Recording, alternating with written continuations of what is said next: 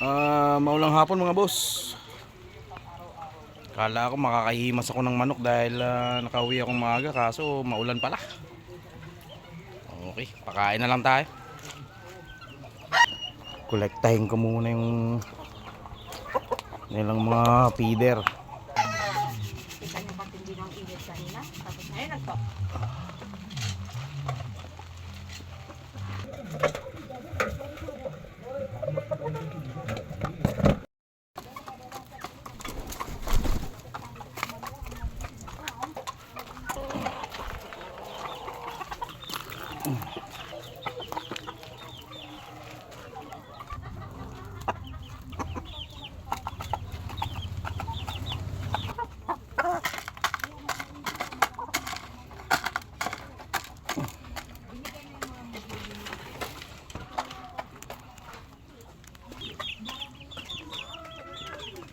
At dahil maulan, akyat ko muna sila sa kulungan.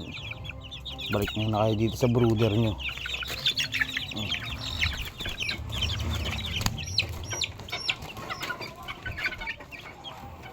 Bumalik.